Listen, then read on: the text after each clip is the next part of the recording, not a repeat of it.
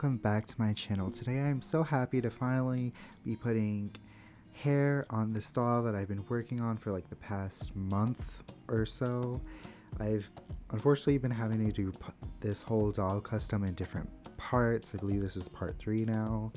In my first video I did the dress, and my second I did the shoes and accessories. Today I'm finally going to be doing and focusing on the hair. I am going to be following Makeovers hair weft tutorial, and I will be linking it in the description if you want a more in-depth and clear kind of video on it. I'm just honestly trying my best.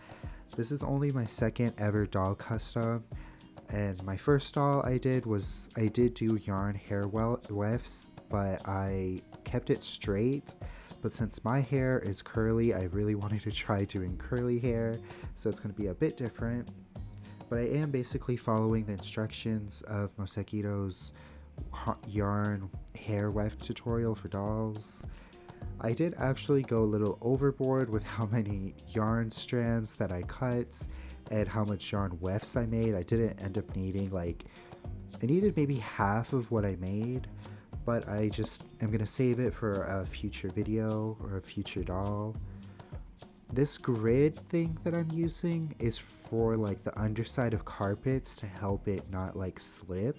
I just saw it at the Dollar Tree and thought that maybe it would be nice for making yarn, like yarn hair wefts. And I also found that my specific yarn that I'm using is very thick, so I didn't need to like double or triple up the strands. With a single strand it was enough.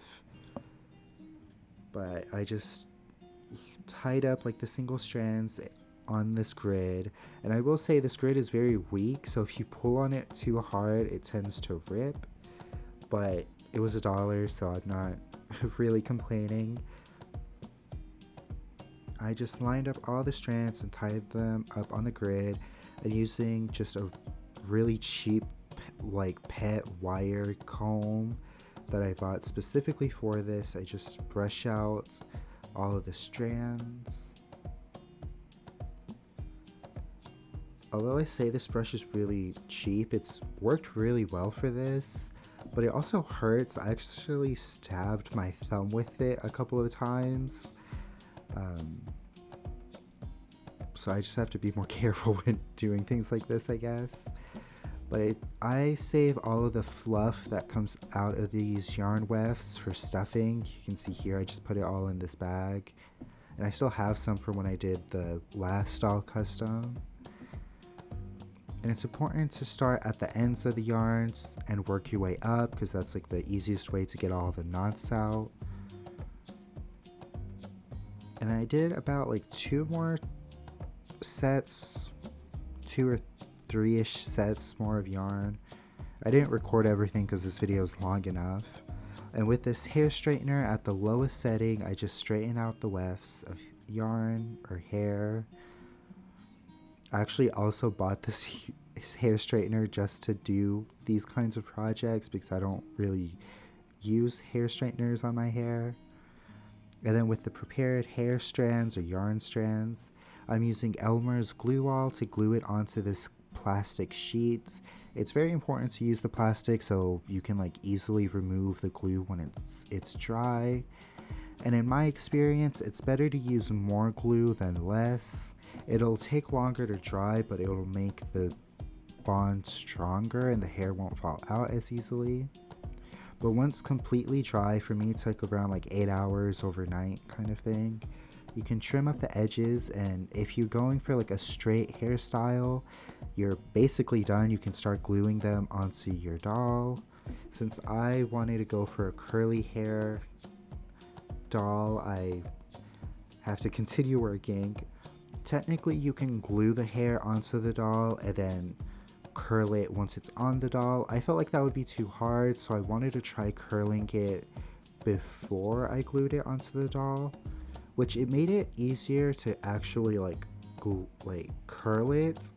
I'm using a metal chopstick and like wrapping the yarn wefts in and around the metal chopstick and then just heating it up with a straightener.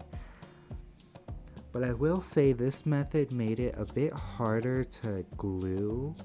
I feel like the curls got lost. Maybe it's just how I glue them onto the doll itself. I felt like a lot of the really nice curls got covered and lost into the other ones.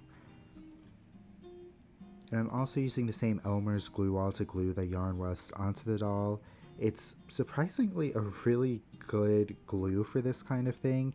It sticks and holds really well to the doll. And the footage for this is all over the place because I'm horrible at keeping things in the frame, unfortunately. But hopefully you get the gist of me gluing it onto the doll.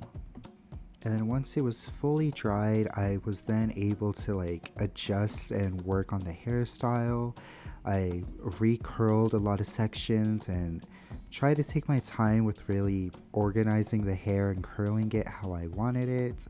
And although it's not perfect, I'm actually very happy and proud of how it came out for my second doll custom and doll hair from yarn, and my first time trying to curl it.